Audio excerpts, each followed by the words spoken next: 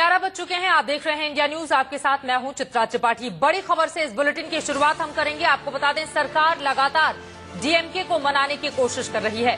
कांग्रेस अध्यक्ष सोनिया गांधी ने श्रीलंकाई तमिलों के मसले पर कहा है कि वो मानवाधिकारों के हक के लिए खड़ी हैं।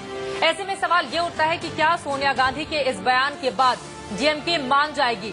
कांग्रेस संसदीय बोर्ड की बैठक में सोनिया गांधी की ओर से ये कहा गया है। आपको बता दें, डीएमके की ओर से लगातार इस बात की धमकी दी जा रही है कि अगर अमेरिकी प्रस्ताव पर सरकार समर्थन नहीं करती है, उसमें संशोधन की दिशा में आगे नहीं बढ़ती है, तो डीएमके अपने कदम सरकार से वापस खींच लेगी और उसके जो 5 मंत्री इस वक्त सरकार के अंदर हैं, उन्हें लगातार हटाने की वो मांग कर रही है, वो बाहर चले जाएंगे। इस तरह की बातें डीएमके की ओर से कही गई हैं और इसी वजह से खतरा बना हुआ था। कल हमने देखा डीएमके प्रमुख को मनाने के लिए किस तरह से 3-3 मंत्री पहुंचे हुए थे चेन्नई। हालांकि बातचीत बेनतीजा रही। इन सब के बीच आज जो बैठक चल रही थी, कांग्रेस संसदीय बोर्ड की बैठक में सोनिया गांधी की ओर से ये बयान आया है और उन्होंने कहा है कि मानवाधिकारों के पक्ष में खड़े हैं हम, मानवाधिकारों के लिए खड़े हैं हम, ये कहा है सोनिया गांधी ने। यानी कि कहीं न कहीं अब डीएमके प्रमुख को मनाने की कोशिशें सोनिया गांधी की ओर से भी कही जा रही है। अब सवाल बड़ा यही उठता है कि सोनिया गांधी के इस बयान के बाद क्या करुणानिधि मान जाएंगे, क्या उनकी करुणा दिखाई देगी सरकार के साथ,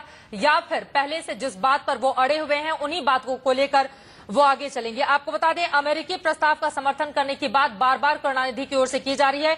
अमेरिकी प्रस्ताव है क्या, वो आपको बताते हैं। अमेरिका ने संयुक्त राष्ट्र मानवाधिकार आयोग में श्रीलंका के खिलाफ एक प्रस्ताव पेश किया है, जिसमें श्रीलंका में युद्ध अपराधों और मानवाधिकारों उल्लंघन की घटनाओं को गंभीर माना गया है।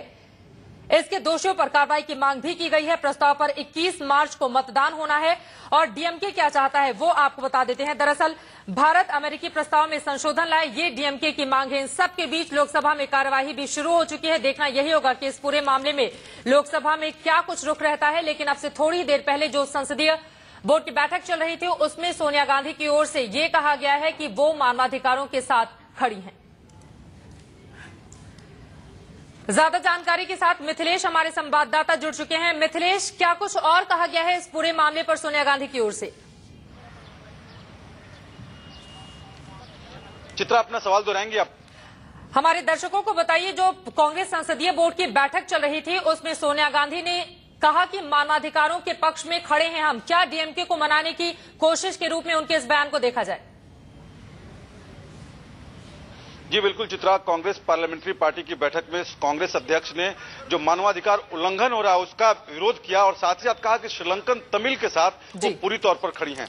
दरअसल उसके बाद कांग्रेस कोर ग्रुप की बैठक भी हुई है, जिसमें प्रधानमंत्री ने अपने वरिष्ठ नेताओं के साथ साथ कांग्रेस अध्यक्ष भी वहां मौजूद थी और श्रीलंका के मसले पर ही, श्रीलंकन तमिल के मसले पर ही बातचीत हुई है। दरअसल डीएमके की मांग है, वहां से हो सकता है कि अभी से थोड़ी देर बाद चेन्नई से कुछ खबर आए इस मामले में, लेकिन डीएमके की मांग है कि जो इंटरनेशनल इंक्वायरी है वो तो होनी चाहिए और वहां पे जेनोसाइड वर्ड उसमें इस्तेमाल किया जाए, नरसंहार शब्द उसमें डाला जाए और भारत सरकार को इसके लिए दबाव डालना चाहिए। रोकना चाहेंगे यहाँ पर मिथिलेश, आपको दोबारा रुक करेंगे और यहाँ